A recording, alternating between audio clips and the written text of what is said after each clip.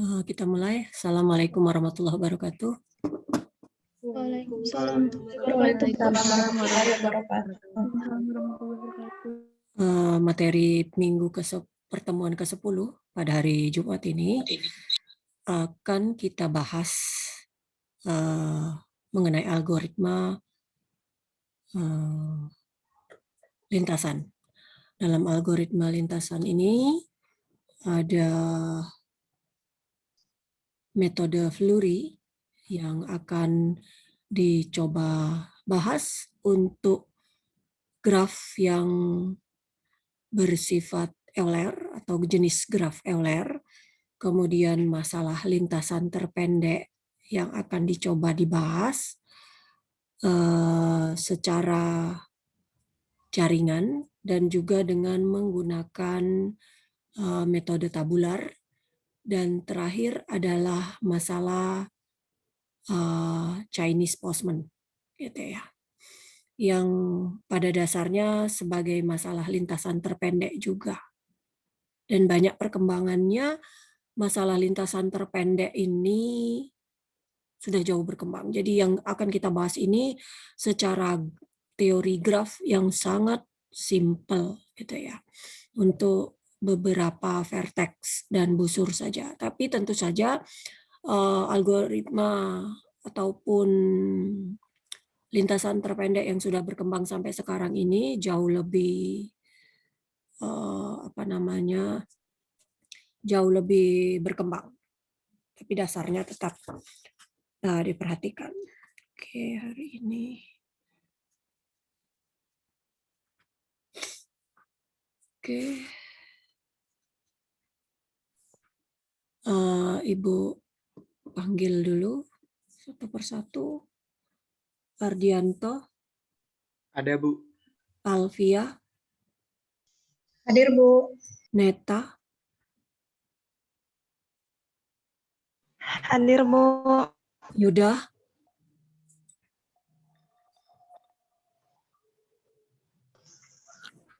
Ayu. Hadir, Bu. Intan. Hadir, Bu. Yahya. Hadir, Bu. Aprilia. Hadir, Bu. Rosita. Hadir, Bu. Sherly. Hadir, Bu. Jeremy. Hadir, Bu. Kariena. Hadir, Bu. Joy. Hadir, Bu. Sahril. Hadir, Bu. Ibnul Kamal. Hadir, Bu. Helena. Hadir, Bu. Akmal. Hadir, Bu. Clarita.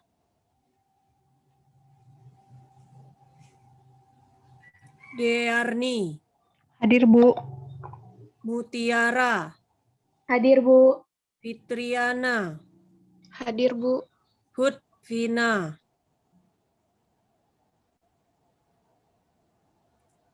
Raihanul.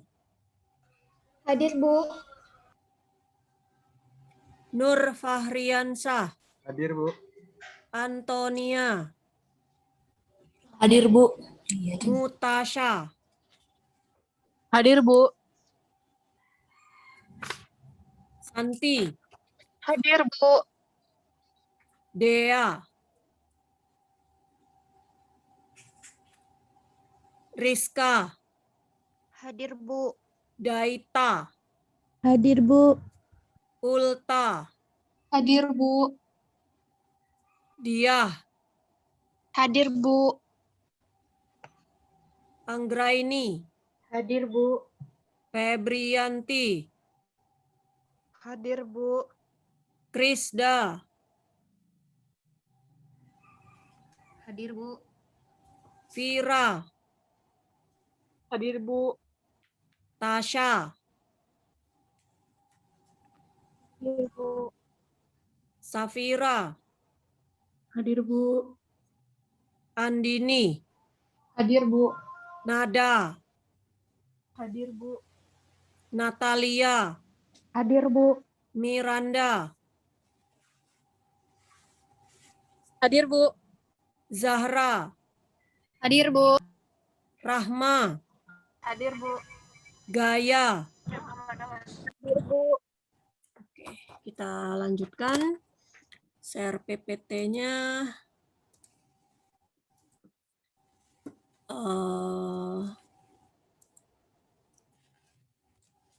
Algoritma lintasannya.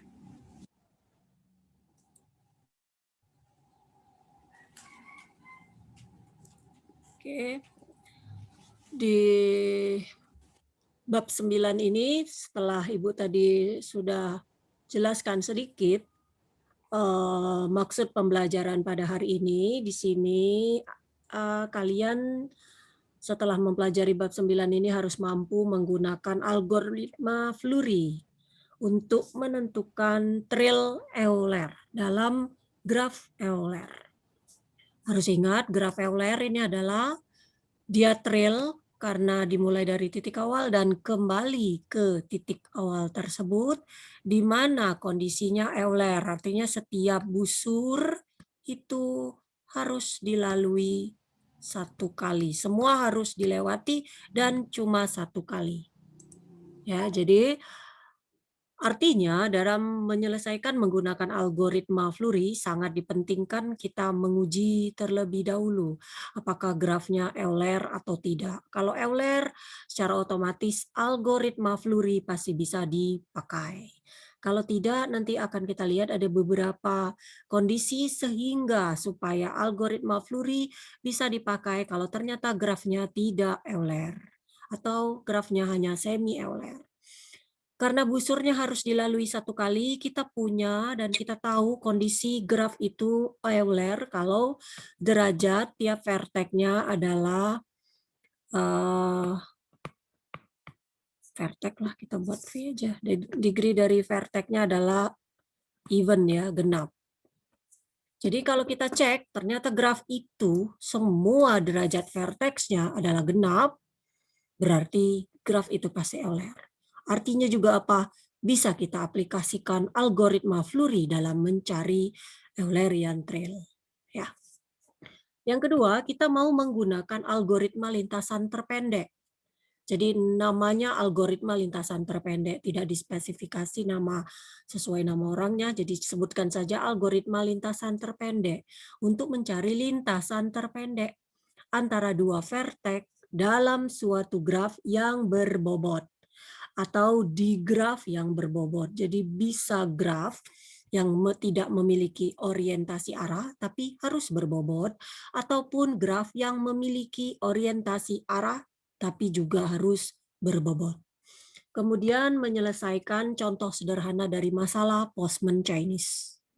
Ya, Chinese-nya ini bukan merujuk ke postman-nya, tapi Chinese itu menuju ke masalahnya. Karena yang menemukan orang Chinese, tapi belum tentu masalah postman itu adalah masalah si postman-nya Chinese atau tidak, nggak peduli gitu. Tapi masalahnya karena ditemukan oleh orang Chinese gitu ya. Orang yang menemukan, bukan postman-nya yang Chinese, itu jangan keliru. Di bab ini kita pertimbangkan masalah yang melibatkan penentuan lintasan dengan beberapa sifat yang diberikan dalam graf atau di graf. Pertama ada namanya algoritma Flurry untuk menentukan trail Euler dalam graf Euler. Baru dilanjutkan ke graf berbobot dan di graf berbobot untuk menunjukkan algoritma menentukan lintasan terpendek dari vertek yang diketahui, yang diberikan pertama ke vertek lainnya. Dan terakhir adalah studi kasus yang berhubungan dengan pencarian rute optimal bagi seorang tukang pos. Ya, jadi masalah itu, ya namanya postman, tukang pos, dia kan mau mendeliver, mengantarkan surat. Ya, walaupun sekarang sudah jarang ya, sekarang bukan surat lagi, paket sekarang ya, berbentuk barang gitu ya. Sama aja itu sebenarnya. harus dipikirkan rute yang optimal sehingga semua paket terhantarkan dalam rute yang seminimal mungkin dilewati lebih dari satu kali. Gitu ya. Nggak mungkin, karena pada prakteknya sangat tidak mungkin mengantarkan surat cuma melewati satu kali jalan saja. Amat sangat tidak realistis untuk keadaan real sekarang. Kadang-kadang memang harus berkali-kali. Nah, yang berkali-kalinya ini yang mau diminimumkan, gitu ya. Jadi masalah itu sebenarnya masalah lintasan terpendek juga, gitu. Oke, kita lihat algoritma Flurry dulu yang pertama. Ya, jadi pertama yang kita mulai dari grafnya yang Euler. Tadi Ibu bilang kondisinya diantaranya memiliki derajat genap, ya kan? Grafnya pasti memiliki derajat genap. Kita pilih vertex awalnya. Apa saja? Vertex awalnya bisa apa saja yang ada dalam graf tersebut. Dimulai dari vertex terkini, lewati semua busur yang ada. Kemudian hanya pilih bridge atau jembatan kalau tidak ada alternatif lain. Kalau masih ada alternatif lain, jangan dipilih. Gitu maksudnya. Kemudian erase, buang busur dan vertex yang terisolasinya. Jadi di travel dulu, dilewati dulu busur tersebut, kemudian nanti akan terbuang si busur tadi. Kemudian cari busur lain. Busur lain yang terpilih itu pasti sudah melewati suatu vertex tadi. Vertex tadi itu yang kedua kalinya bisa dihilangkan, diiris beserta dengan busur yang kedua. Langkah kedua ini terus diulangi sampai tidak ada lagi busur yang tersisa. Baru dihentikan. Ini contoh, ingat kembali bridge, jembatan. Namanya jembatan itu pasti berada pada graf yang terhubung. Bridge, jadi busur dikatakan bridge, dikatakan jembatan, kalau busur tersebut di-remove, dibuang, maka graf menjadi tidak terhubung. Gitu kan? Namanya jembatan, misalnya jembatan Ampera. Ampera kalau menyebutkan Ampera berarti yang utama ya. Kalau kita menyebutkan jembatan Ampera, kalau diputus, nah gitu. Kalau dulu di zaman Ibu masih kapan ya? Jembatan Musi 2 itu tahun 98 sudah ada. Sebelum itulah. Belum ada Musi 2 gitu. Kalau belum ada Musi 2 gimana? Ya kalau jembatan Amperanya putus, ya terpisahkanlah antara seberang ulu dan seberang hilir. Makanya namanya jembatan gitu ya. Seperti itu kira-kira maksudnya. Kalau sekarang semua Palembang sudah terhubungkan. Kalau putus jembatan Ampera, ada jembatan Musi 2, ada Musi 6 dan lain sebagainya sekarang ya. Oke, kita lihat ini contoh satu. Kita ilustrasikan bagaimana kita menggunakan algoritma Flurry pada graf ini. Pertama kita cek dulu sebenarnya, apakah graf ini Euler? Ternyata Euler karena semua vertexnya genap ya. Ada nggak yang vertexnya derajat ganjil? Nggak ada. Nah, kalau vertexnya ada derajat ganjil, bukan Flurry. Bukan Flurry, sorry, bukan Euler gitu ya. Oke, jadi kita mulai di vertex U. Pertanyaannya sekarang, apakah kita bisa mulai di vertex yang lain? Oh, boleh. Kita mau mulai dari D pun boleh, tapi nanti hasil lintasan terpendeknya tentu saja berbeda.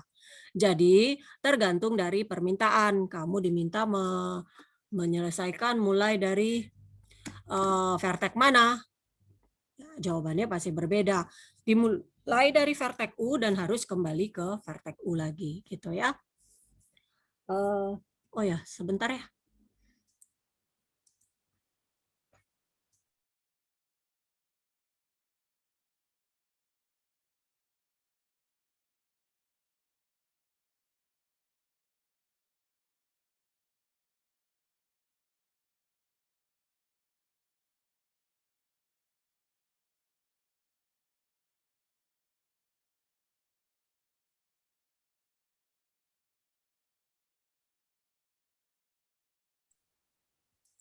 Oke, kita lanjutkan.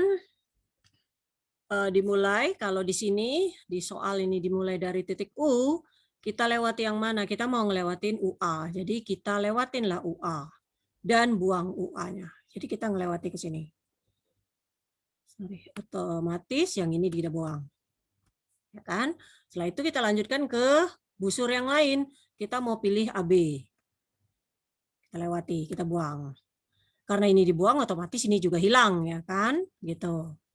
Terus kemudian kita mau ngelewatin BU misalkan. Nggak bisa. Kenapa? Bukan nggak bisa. Karena ini bridge, karena ini jembatan. Kalau kita pilih ini, maka kita tidak akan mungkin bisa melalui yang sebelah kiri dan melalui sebelah kanan. Karena sudah kita lewati, dan ini harus dilewati cuma satu kali, ya kan? Nggak akan mungkin kita pilih itu. Kalau masih ada pilihan lain, jangan pilih dulu itu. Gitu. Jadi kita tidak bisa memilih BU karena bridge. Jadi kita pilih BC. BC yang kita pilih, kita buang. Kemudian dari C kita pilih juga CD, sehingga dibuang dan C-nya hilang. Dari C kita lanjutkan ke DB. Kita lewati, kita buang, sehingga D-nya juga kita bisa buang. Kemudian terus ke sini baru, karena semua sudah ada. Jadi kita lewatin ini, dan ini kita buang juga. Berikutnya lagi kita lanjutkan ke, masih step 2 semua ya, kita lanjutkan dia kemana ini? B, ini CD, kemudian DB, nah, dia sekarang tersini ya kan? U, dia mau ke, kalau ke sini dulu boleh, ke sini pun boleh sebenarnya, mau ke UF dulu boleh, atau ke UE dulu boleh. Karena di sini dia milihnya, nih lewati dulu, dari sini dia milih ke UE dulu, ini dibuang. Kemudian, enggak, ini nggak bisa dibuang ya, masih terhubung, sorry. Nggak bisa dibuang U-nya karena masih terhubung dengan tempat lain. Jadi kita cuma bisa membuang busur. Kalau kita membuang busur, membuat vertex lainnya menjadi terisolasi, ya harus dibuang gitu maksudnya. Kalau belum, ya jangan dibuang. Kayak gini tadi kan U tadi belum bisa dibuang, tapi B sudah bisa dibuang gitu. Kemudian lanjut ke sini, ini aja yang dibuang, kemudian lanjut lagi ke sini, E-nya yang bisa dibuang, kemudian lanjut ke sini lagi, ininya dibuang, habis tinggal ke U. Sehingga vertexnya, sehingga lintasannya atau Eulerian trail-nya kita tulis seperti ini. Jadi dari U kembali ke U. Jadi vertex-vertexnya yang kita tulis U, A, B, C, D, B, U, E, F, U. Gitu ya. Jadi untuk menyelesaikan, ingat ya, dalam menyelesaikan masalah-masalah teori graf, saya tidak mementingkan hasil akhir. Jadi kalau ada yang mahasiswa langsung menjawab hasil akhir, mohon maaf, pasti nilainya tidak begitu besar. Gitu ya. Karena algoritma ini harus ditunjukkan per step, jadi tetap harus per step. Ya. Jadi penjelasan dan gambar, penjelasan dan gambar. Jadi kalau ini dipermudahnya saja satu gambar. Jadi kita mulai dari vertex U, dia melewati UA, hilang UA-nya, kemudian ke B-nya, terus ada gambarnya per step yang dilakukan. Ya, harus seperti itu. Di mana-mana harus ditunjukkan per step. Karena siapa tahu pada step tengah-tengah itu ada kekeliruan. Jadi siapa tahu keliru di tengah itu tidak akan mungkin saya lanjutkan pengoreksian ke bawah, karena dari situ udah keliru. Nggak mungkin kan, tengah-tengah keliru tiba-tiba akhirnya benar. Aduh, dari mana ini gitu. Keliru itu banyak bentuk ya. Memang keliru jawab, atau keliru menulis ulang, atau keliru karena tidak teliti, ya semua keliru juga tetap gitu ya.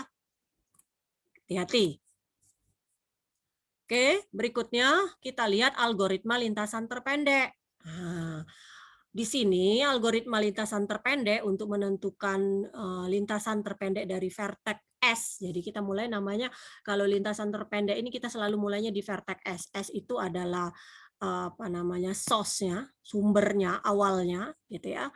Dan ke vertex lainnya dalam graf berbobot atau di graf berbobot, yaitu T, terminalnya. Ini kalau berbicara di network flow itu biasanya seperti itu, ada source, ada terminal, atau source, ada sink gitu ya.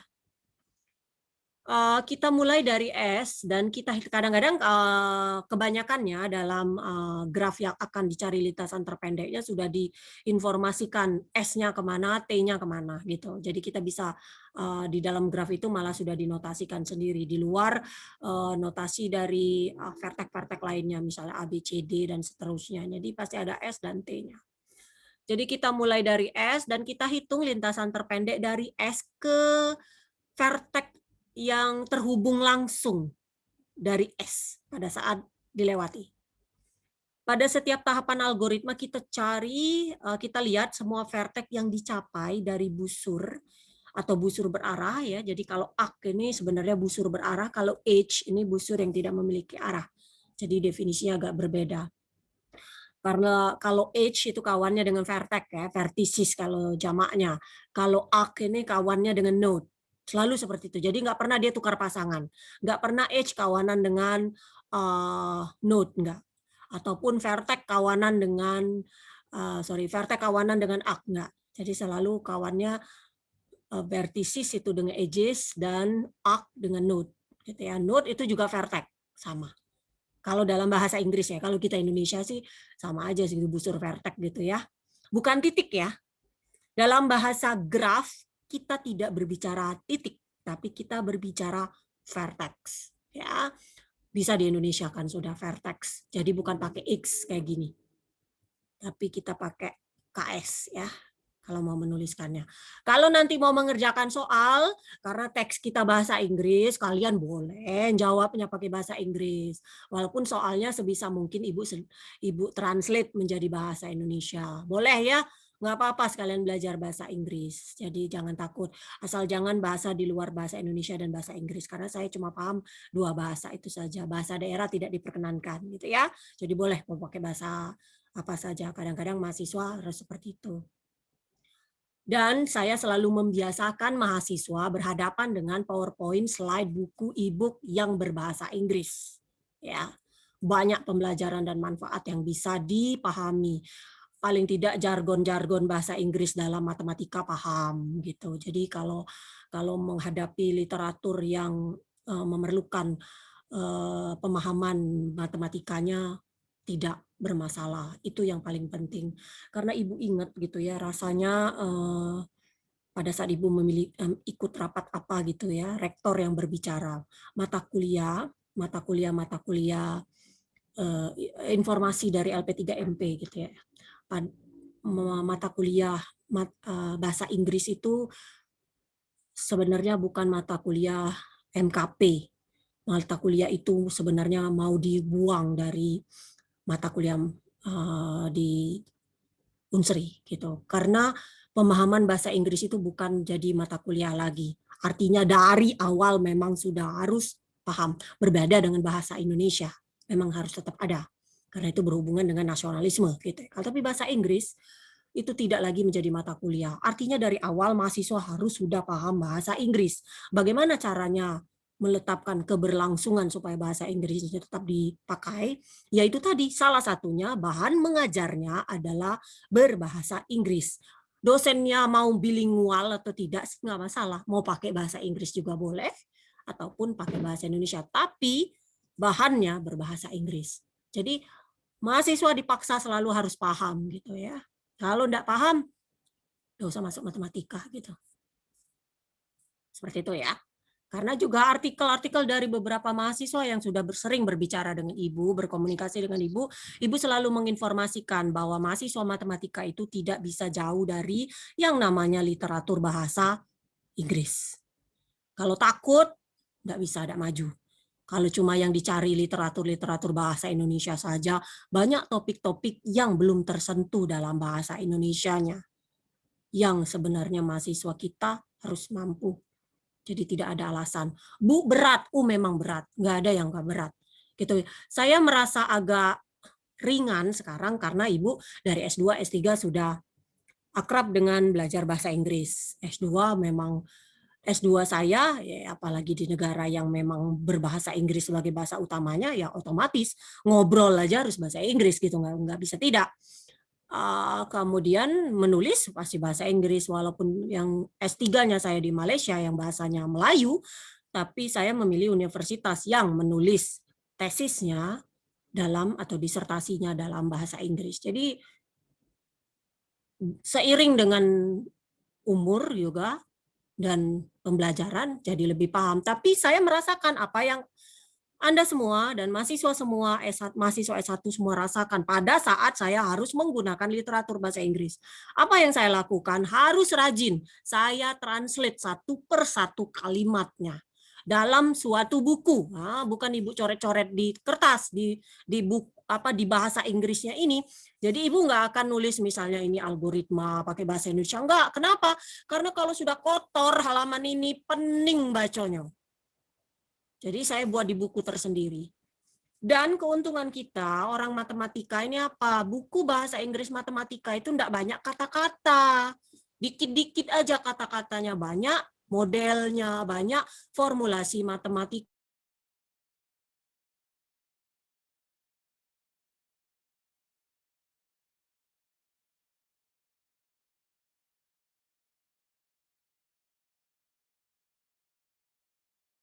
Beberapa hari ini jaringannya jadi sangat lambat sekali, jadi mohon maaf ya. Padahal udah pakai ini juga masih aja. Oke, jadi intinya tadi menyambungnya cerita Ibu tadi, penguasaan bahasa Inggris itu wajib bagi mahasiswa ya, apalagi kalian angkatan 2018 itu kan sudah tiba saatnya memikirkan arah ke tugas akhirnya, bagaimana menyelesaikan perkuliahan. Jadi jangan sampai itu menjadi apa namanya hantu gitu, ketakutan gitu. Mencari artikel yang bahasa Indonesia saja. Memang udah banyak beberapa riset matematika, tapi utamanya yang paling sangat berkembang dengan pesat itu malah artikel-artikel luar negeri gitu ya. Dan kesulitan mentranslate pun sekarang mudah. Zaman saya dulu harus ada aplikasi tersendiri karena internet masih susah. Makanya Ibu manual gitu. Dulu kan berhubung masih muda kayak kalian lah, 20-an gitu, 20, 19, 20, 21 gitu kan masih muda gitu. Jadi masih rajin gitu. Kalau sekarang kan mahasiswa rajin juga, rajin update media sosial, rajin. Kalau zaman saya kan nggak ada. Ibu nggak pakai HP zaman saya. Zaman Ibu tahun 97 mana ada HP. HP itu baru ada tahun 98 ya. HP Nokia semua gitu ya. 98, 99 gitu ya. 98 pun belum ada. Ericsson masih ada. Tahun 2000, Ibu punya HP baru tahun 2000 dan itu sedikit di jurusan masih yang punya HP ya. Bukan sombong, maksudnya kurang masih banyak tersentuh dengan teknologi. Dulu masih pakai telepon tuh. Telepon yang nyambung di kabel gitu. Seperti itu. Jadi sekarang dengan kemajuan teknologi yang amat sangat pesat dimanfaatkanlah dengan betul-betul ya. Medsos boleh sih. Tapi artinya yang lain juga harus sama kuatnya gitu.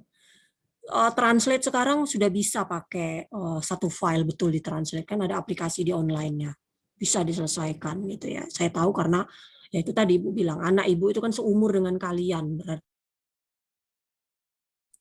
Oke, jadi kita teruskan ini materinya. Ini share lagi, aduh terputus-putus terus ya.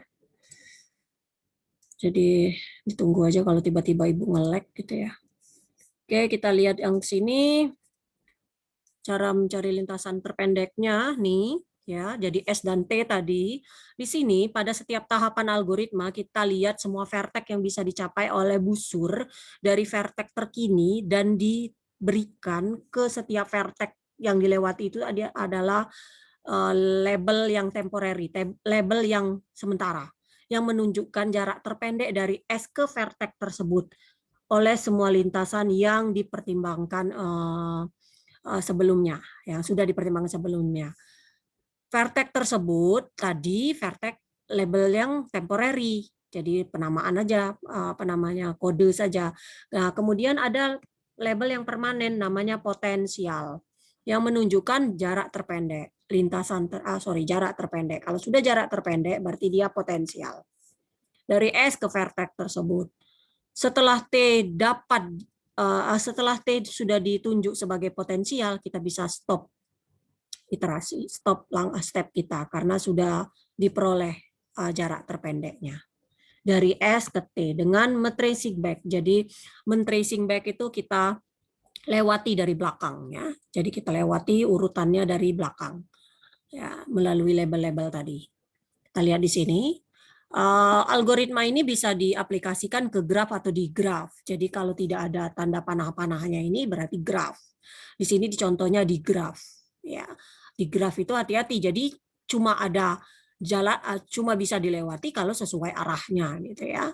Kita lihat di sini, ini kita S punya, ini T kita punya. Kita mulai dari S. Masalah ini adalah mau menentukan lintasan terpendek dari S ke T. Dengan panjang setiap busurnya ditunjukkan oleh bilangan pada busur tersebut. Ya, kita berikan potensial pada setiap vertex yang menunjukkan jarak terpendek sepanjang lintasan manapun dari S ke vertex tersebut. Kita notasikan potensial dengan bilangan yang ada di dalam square, ada di dalam kotak segi 4 ya. Ini tadi. Oke. Sekarang kita mulai dengan memberikan 0 potensial ke S ya, nih. 0 ke sini. Nah, ini ya, kita mulai nantinya. Kita lihat dulu sini penjelasannya.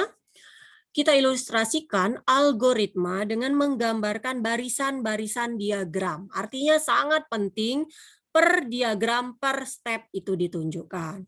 Akan tetapi kadang-kadang lebih menyenangkan juga menggunakan metode tabular, bukan menunjukkan per diagram. Metode tabular memudahkan step dari algoritma untuk secara jelas di display, dipaparkan, dijelaskan, dan memberikan kerja yang lebih akurat dan mudah ngeceknya, khususnya kalau contohnya berskala besar. Diilustrasikan metode tabular juga dengan memberikan tabel-tabel yang berhubungan pada setiap iterasinya.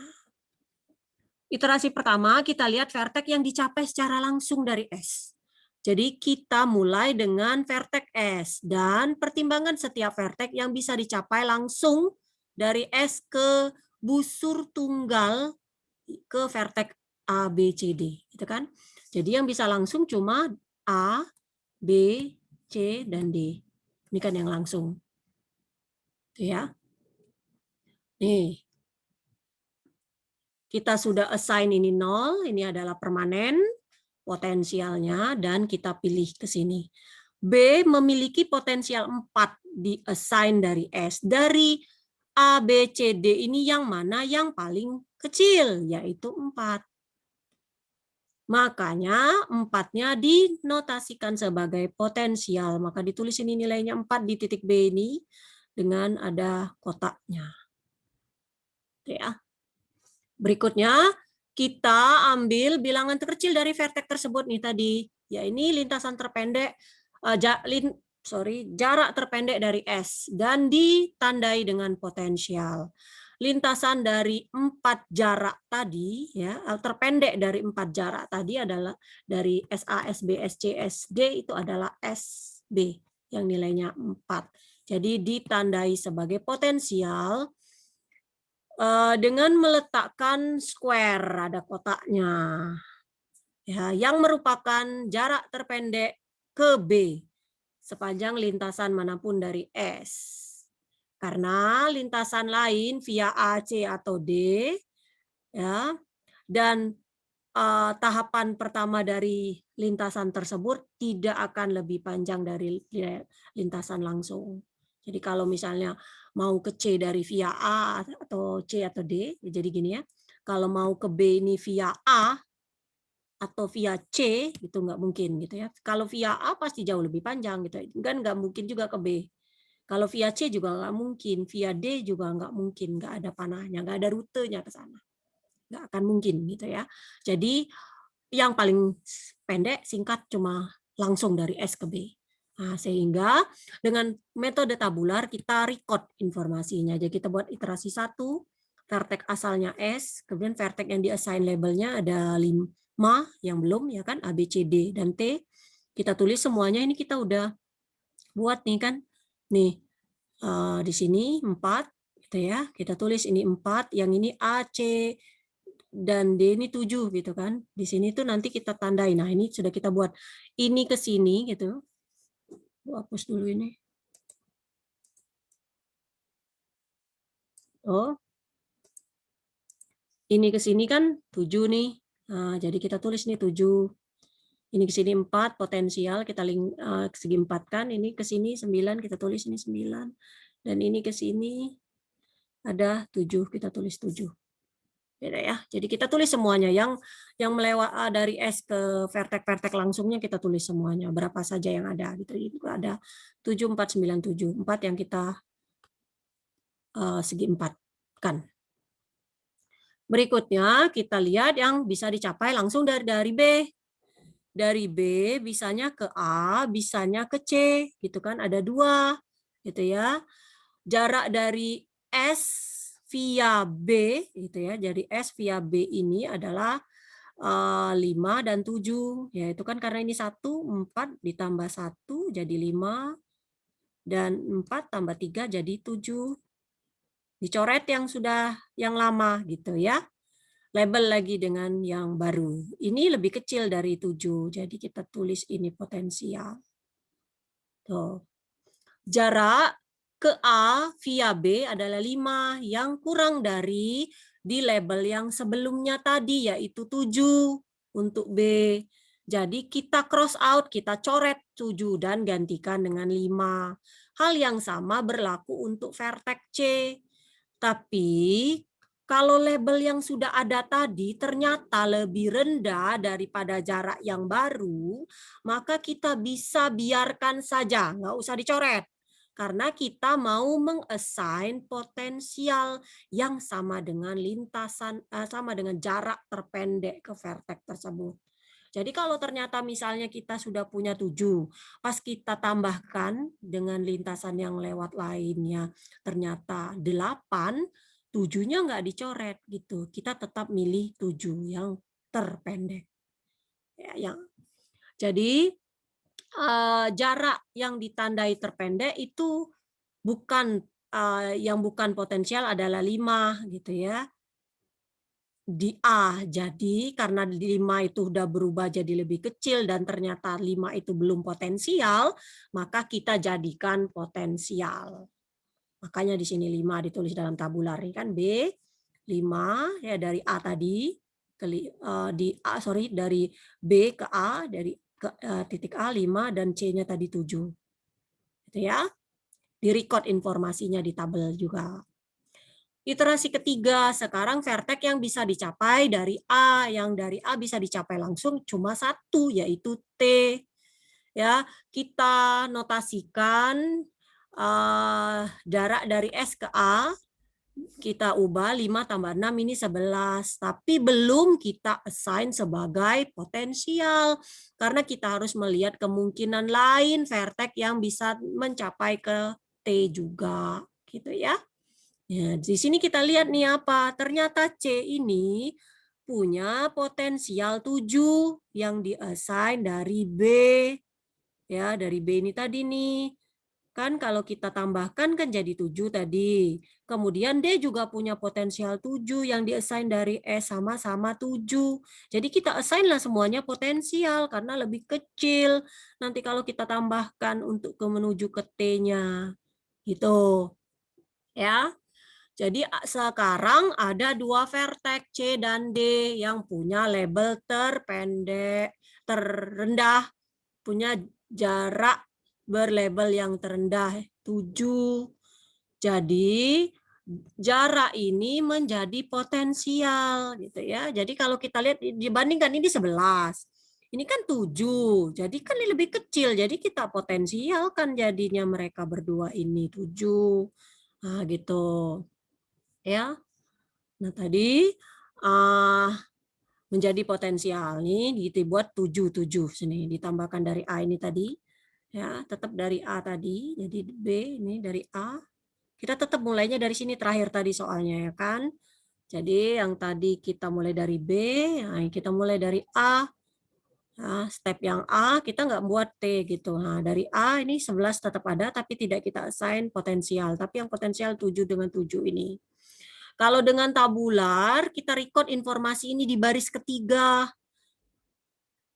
Saat ini kita tambahkan busur dari box yang dibuat tanda seperti ini di gambar box ini ke potensial baru untuk mengindikasikan bahwa kita membuatnya menjadi potensial di luar label yang diassign ke C di iterasi kedua tadi. Dan kita label yang diassign ke D di iterasi 1. Jadi kita buat tanda seperti ini. Nah, ini karena kita ubah dari sini dan ini juga yang diubah dari D. Ya, nih. Ya. C ini tadi dari B dan ini dari D. Ya, nih dari C. Nah, ini dari C dan ini dari D. Nah, begitu. Ya, jadi buat tanda seperti itu. Karena di luar dari yang kita buat yang pertama dari A tadi. Nah, setelah itu kita mulai dari C dan D. Dan kita lihat semua vertex yang bisa dicapai dari salah satu vertex ini ke busur tunggal yang ada.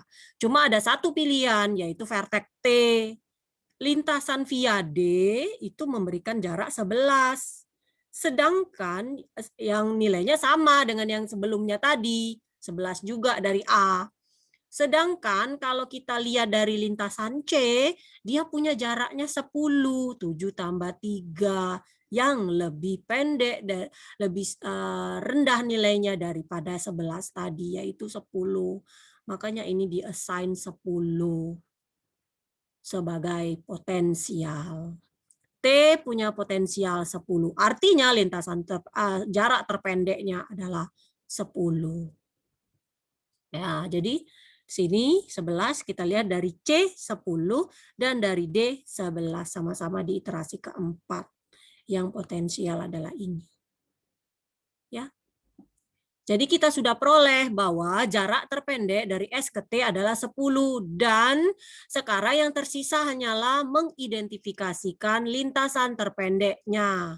Kita lakukan backtracking dari T. Jadi kalau namanya backtrack dari ujung, berarti dari T.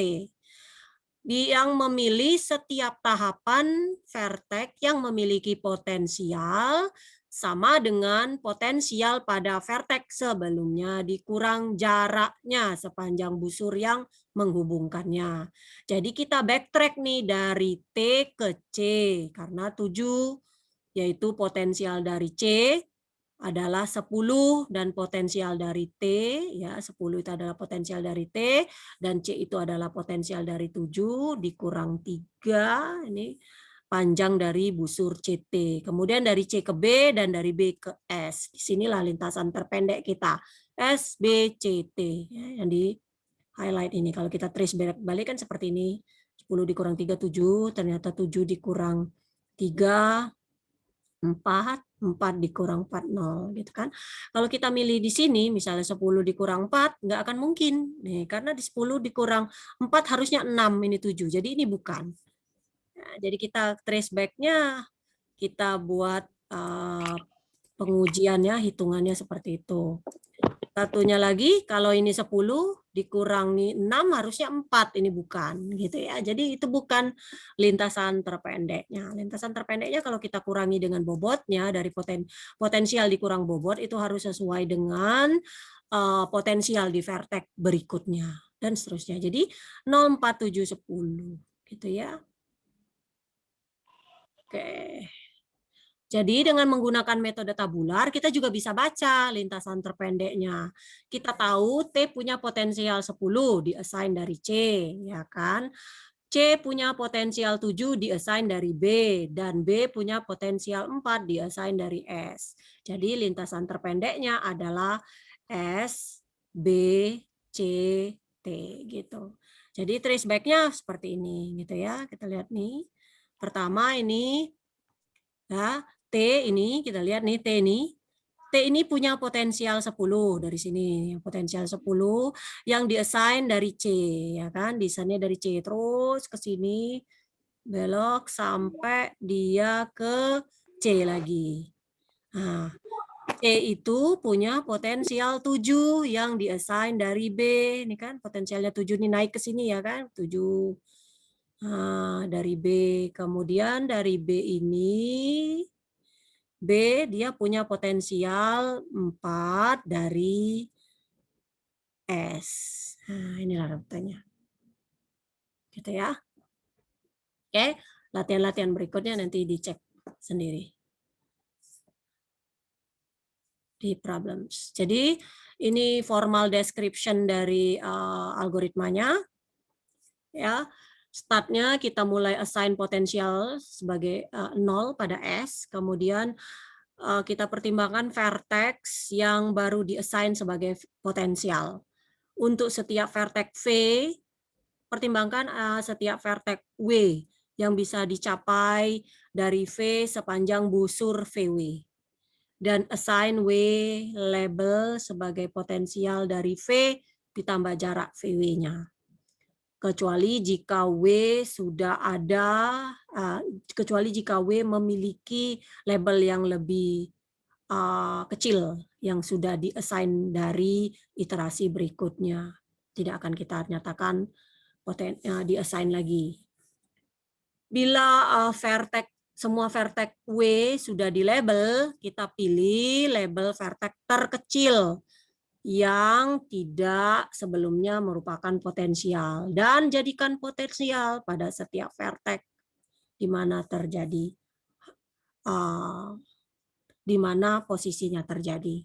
Kita ulangi step general ini, step umum ini dengan potensial yang baru. Kita stop kalau T-nya sudah diassign potensial. Jarak terpendek dari S ke T adalah potensial dari T. Untuk mendapatkan lintasan terpendeknya, kita trace backward, mundur, dari T dan ikutkan busur VW. Kapanpun potensial W dikurang potensial V menjadi jarak VW tadi, yang seperti Ibu jelaskan sebelumnya. Sampai S dicapai, sudah dilewati. Ya, itu formal description-nya algoritma ini. Oke, ini yang terakhir yaitu studi kasus masalah Postman Chinese. Yang terjadi masalah ini tuh memiliki beragam guys itu ya kayak penyamaran gitu bentuknya yang bisa kita sebut intinya adalah Chinese Postman Problem. Yang pernyataannya adalah sebagai berikut. Ada postman mau mendeliver, mau nganterin surat sepanjang jalan di area pengantarannya dan akan kembali lagi ke depot, misalnya ke kantor pos gitu. Bagaimana dia merencanakan rutenya sehingga mengcover, melingkupi jarak total yang paling kecil. Gitu ya. Kata Chinese nih, remark dari Chinese itu merefer to problem, bukan postman-nya. Karena ditemukan oleh ini. Meko Kwan tahun 62. Jika peta dari areanya ini terjadi berhubungan dengan graf Euler, pasti tidak akan ada kesulitan karena kita bisa pasti nyari Eulerian trail-nya pakai algoritma Flurry bila perlu.